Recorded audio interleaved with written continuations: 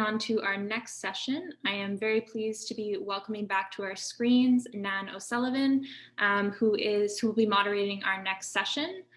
So Nan is an Associate Dean and Senior Lecturer at the Victoria University of Wellington in the Faculty of Architecture and Design Innovation. She is also currently the Deputy Head of the school. So welcome back, Nan, and without further ado, I hope you enjoy our next presentation. Yes, thank you. Oh yeah, welcome back everybody, and I'm really delighted to be introducing everybody to Sobhi. So as I said, I'm very pleased to introduce Sobhi Khatib, a designer, educator and speaker. Sobhi has worked with over 70 organizations across different sectors to assist them in advancing inclusivity, communications, strategy, innovation, including Netflix, United Nations, Amnesty International. Currently, Sobhi is the program manager of the Digital Society School in Amsterdam University of the Applied Sciences. Sorry, I mucked that one up a bit. The program focuses on design systems change and organizations based on public values like transparency, democracy, and governance. In addition, he's a freelance trainer, storyteller, and speaker. Sobhi has a bachelor's degree in psychology from Derby University in the UK and has obtained a master's degree in human rights and conflict management at Sant'Anna University in Italy. So over the next 30 minutes, Sobhi is going to speak to us about the 3 layers of diversity and discuss the importance of recognizing our own bias and prejudice towards others, especially within the design context. And as with most of the sessions, towards the end, we'll address any questions that come up. So I'll keep my eye on those. And Sobhi and I had a chat before we started, and I can guarantee this is going to be great. All yours, Sobhi. Thank you very much for the introduction, Nan. And thank you, Sarah and Natalie, for organizing this. I will share my screen. And I have just a few slides to share with you. And after that, I would like us to have more of a discussion or a Q&A for us to interact also as well and to see what questions others might have. So I will just start with sharing the screen. And here.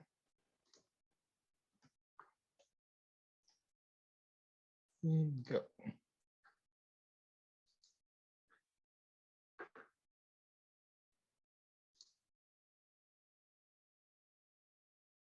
Yes, it always feels like a big success when it works with the screen sharing. Okay, so we will talk about the 3 layers of diversity. And I will start the very basic thing. What's diversity?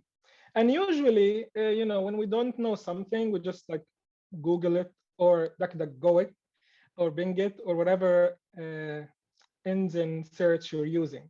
So I actually tried few. And I want to share with you the results. So when you look at diversity in different search engines, especially when you go to the images, you start seeing those different hands and colors and faces. And here in those pictures, at least in those results, you see something about gender and something a little bit maybe about ethnicity.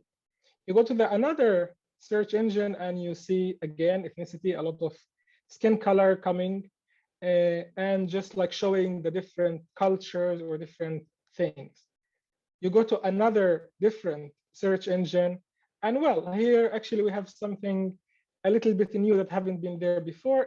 There is that picture that shows physical ability and disability.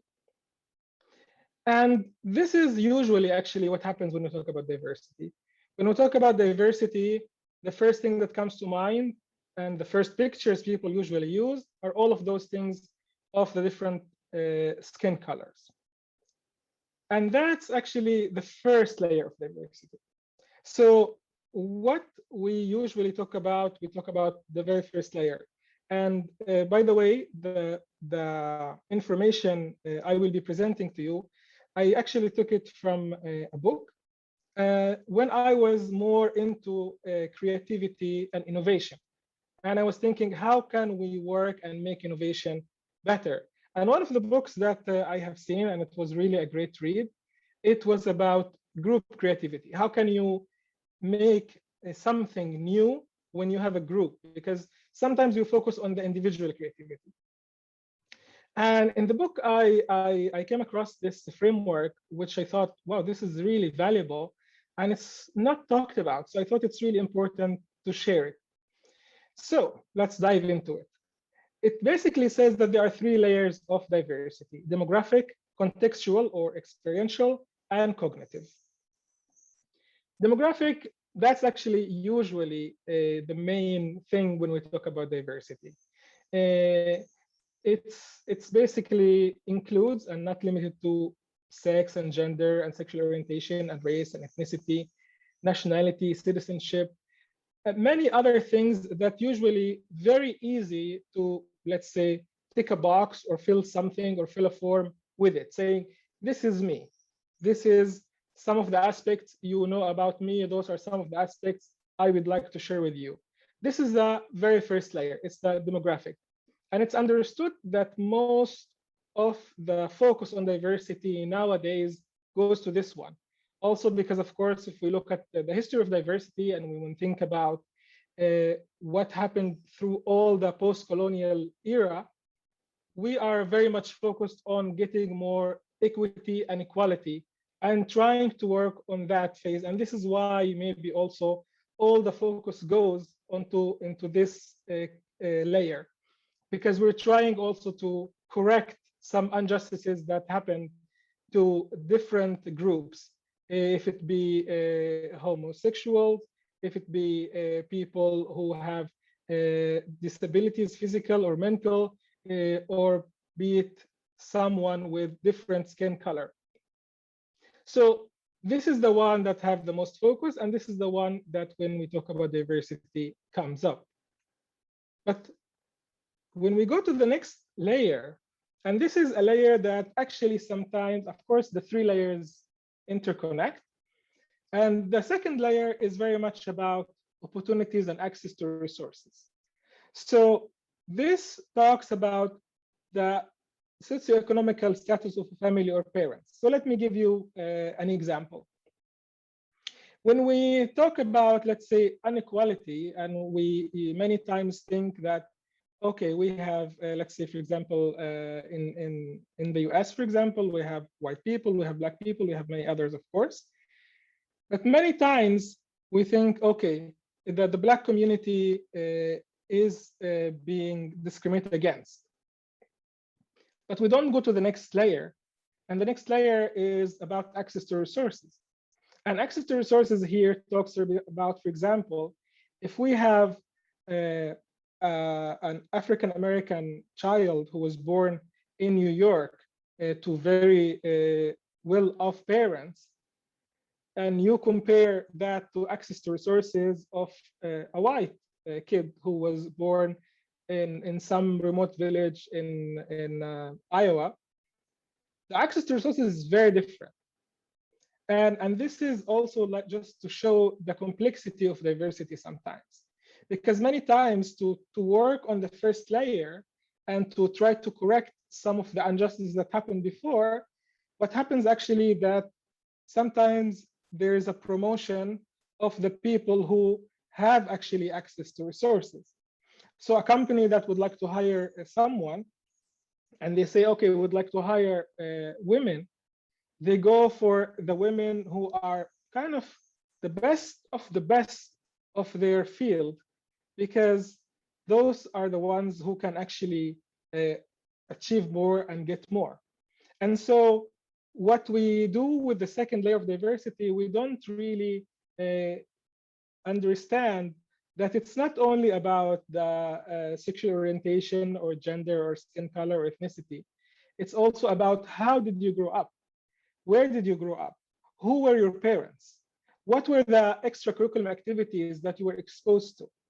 So this one, this second layer, when we talk about equity and when we talk about justice, this is actually the very first one that we should look at, because this talks about how did we grow up and how much we were supported in our journey to come to a workplace or when we reach a workplace. It's also about the pop culture you have consumed.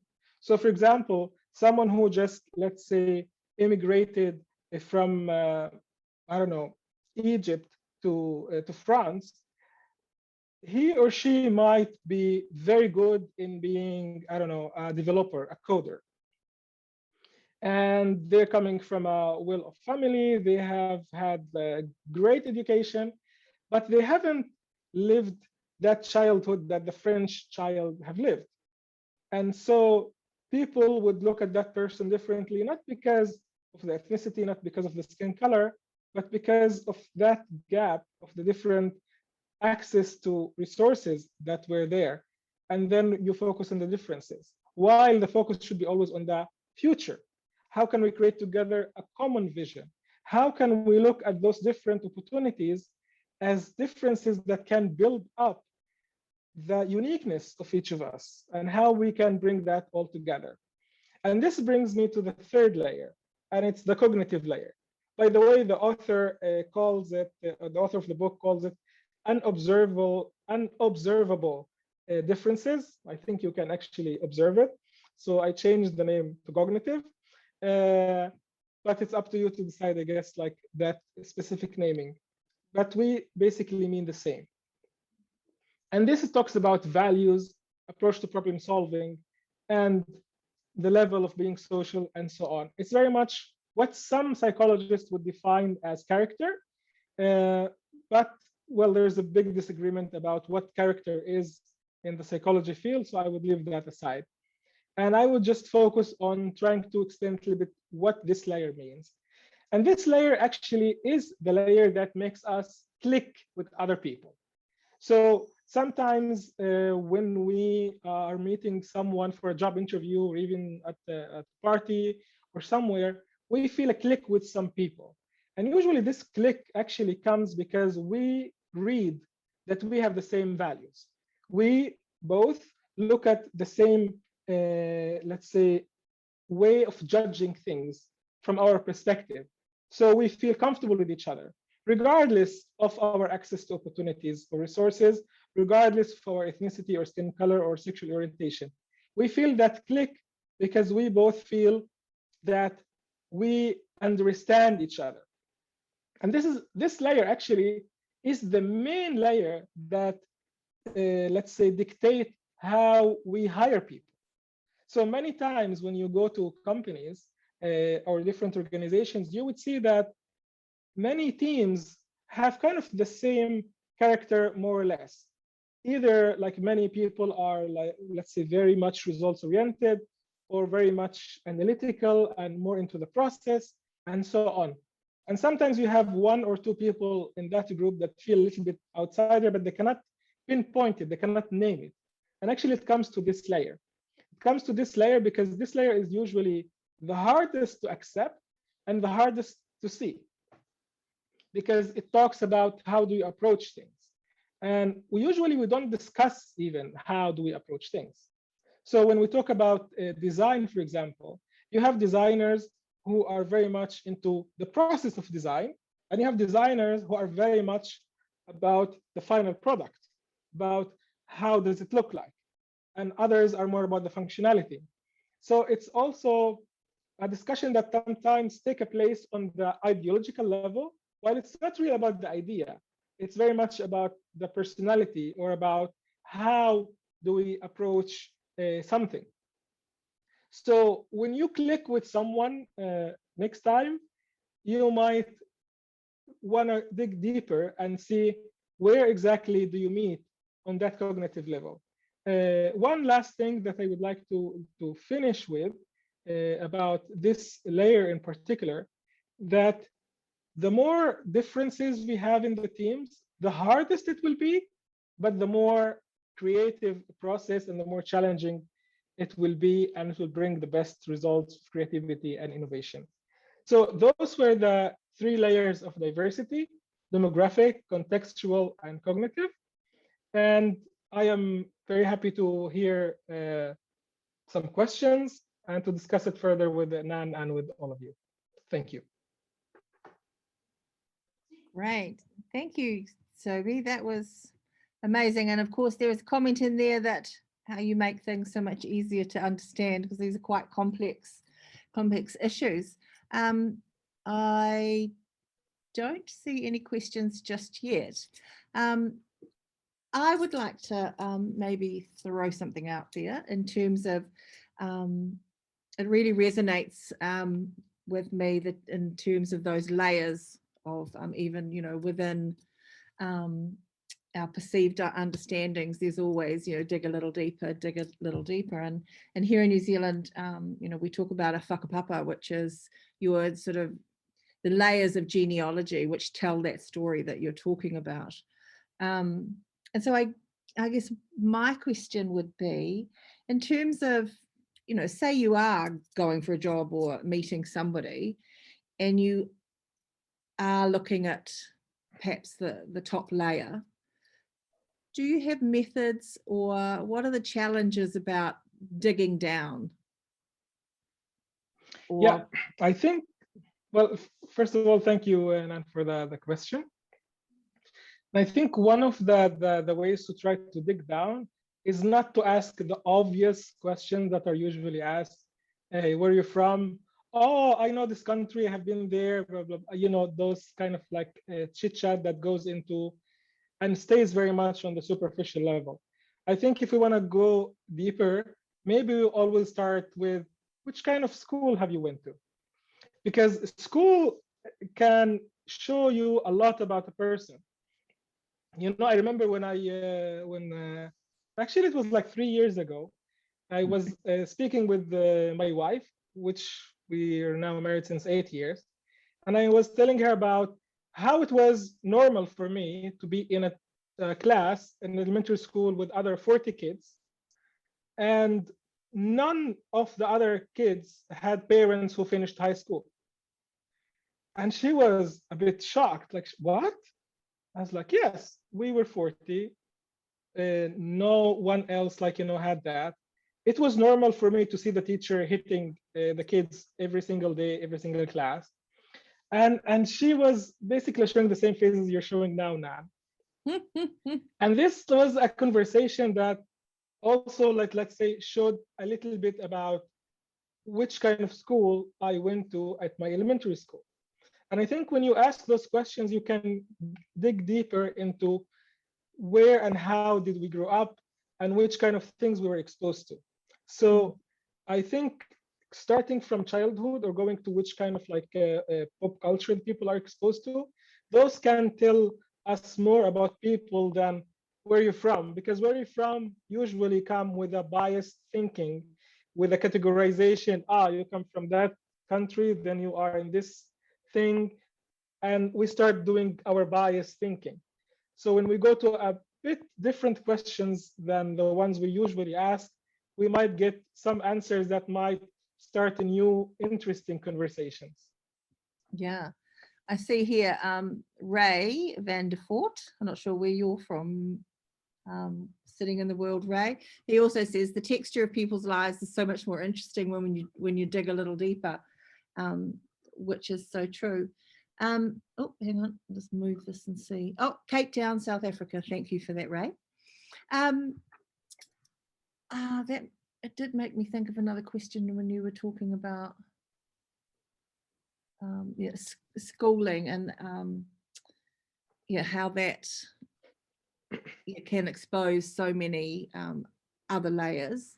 And I'm wondering, I know with our students, we have a vast difference. So we, still get a number of students coming here who are their first in family to university. I don't know if it's the same across the world in terms of, I would say at least a quarter of our students, off the top of my head, in our first year would be, parents had not gone to university. I guess they're of a generation too where possibly they didn't have to. It doesn't mean, that they haven't got somewhere in the world, I guess. So did anyone have another question? Or another way to dig deeper? Has anyone got some other point that they might ask in terms of trying to get a little deeper. I also think it's interesting. Oh, hello, question. Feel like I'm running a chat, Joe. Any insight in terms of how you do add the human layer to corporate institutional diversity efforts? Yes, that's a good question, because usually I give a course on diversity and inclusion, and I usually give it to hiring managers or like go like to corporates to work on that. And they are very much like, okay, how can we get this into our system? How can we put this into action? But I think it's very much to listen. It really starts with listening. So on a corporate level, depends actually, of course, like on this question, from which perspective, from like employer or employee. But from employer perspective, you definitely need to listen and to understand which kind of diversity you have in the company, which kind of, let's say, categories or people are missing. Why are they missing? And we need also to understand that diversity is the start of the road to inclusion, which is basically giving agency and making people able to do things. And that's in order to reach the final destination of the sense of belonging. If I work in an organization and I don't feel this is my company, then I don't feel belong. And if I don't feel belong, then there is something wrong happening with the efforts. So when we talk about how to add that human layer to corporate the diversity offer, I would say you start as an employer with basically having some ambassadors in each teams, having weekly or monthly meetings, listening to the people. Do you feel heard? Do you feel this is your company? Why not? Why yes? And this constant listening is what makes diversity and inclusion and the sense of belonging powerful. It's not the aim to reach a point where you don't have any complaints about discrimination or diversity or inclusion. Basically, diversity and inclusion is like democracy. Democracy is very much about different opinions, about also people who would like to get vaccinated and also people who are against it and they believe it's a full conspiracy. And all are, let's say, good to have, because you want people who feel that they can voice their concerns. So when we talk about a company, you need to have, and this is why I talk about, let's say, listening. Because when you have those weekly or monthly meetings, you have people who talk about things. So I will just give a very quick example. Deloitte in '93 decided to hire women, to have more women, because there were basically no women almost there. And they hired something like few hundreds. 0% of the women stayed after 2 years, because none of them felt really that they belong there. Then they decided to think, okay, how can we make them feel this is their place? Sorry. What happened next was that they had in each team ambassadors for diversity with focus on women, and they were meeting on weekly basis. And so they were like reporting back, how does it feel? What efforts can we do? What things can be done? And they were making that. And this continued until 2013. We had the first CEO of Deloitte who was a woman. And until now, they're really good in continuing those efforts and those meetings. So this is one of the things that you can do on an employer level. On employee level, you can basically try to create alliances groups, try to say, this is my identity, this is something I would like to bring into my work place. Are there others who are interested to support me? You don't need to be homosexual to support people who are calling for their right. You don't need to be of a specific skin color to support those people. So you create alliances groups, and those alliances groups can meet for a drink, can just like, have a chit chat. It doesn't need also to be very heavy and serious and like, talks that are very, let's say, dramatic. No, we just have one interest. We share that like value, and that's the main thing that we meet about. So this is one tip for the employer level and one tip for the employee level. Thank you for that. There's a couple of questions in the Q&A, Sobhi, if you wanted to go in and have a look at those. If you don't get through them, we've got about 4 minutes. If you don't get through them now, you can type in an answer afterwards. And if there's one of those you want to take a crack at. Let me read the first one.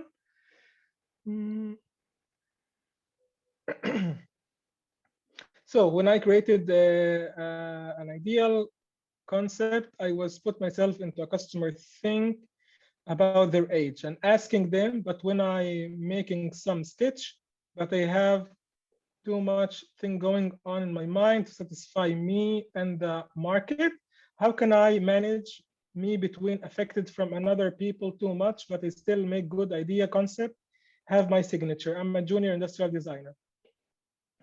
Well, one tip for you, and this comes from big companies, not only from my experience, have always in mind one ideal customer. And that ideal customer is what people aspire to have and to be. So for example, if we think about Coca-Cola, they have one ideal customer in their mind.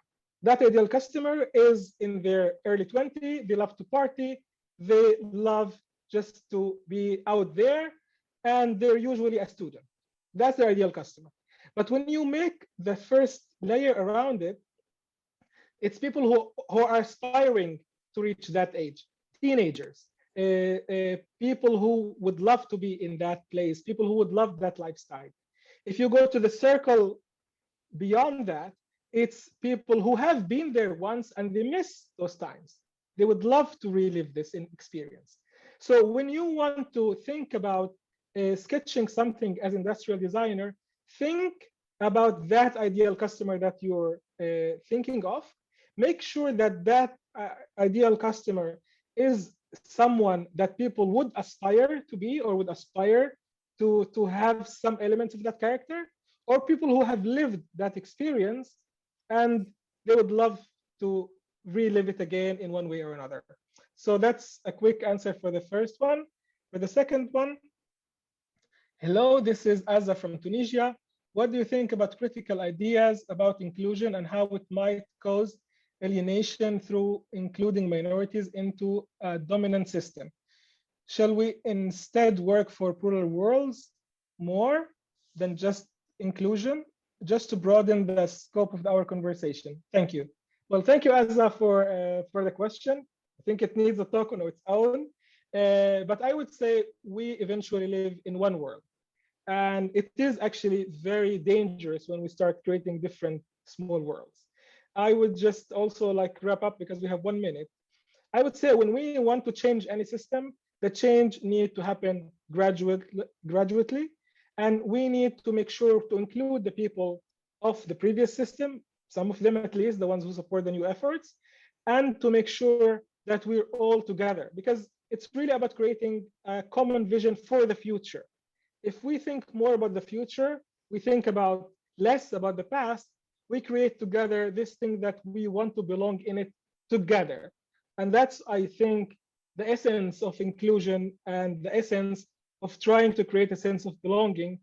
And hopefully, essentially, we will have one sense of belonging to the world and not to specific minority and not to specific identity or a specific layer of our personality. Thank you very much.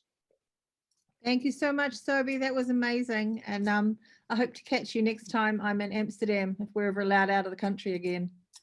Would be great. Would be great. Thank you. You're on. Thank you so much, Nan and Sobhi, for that very insightful conversation.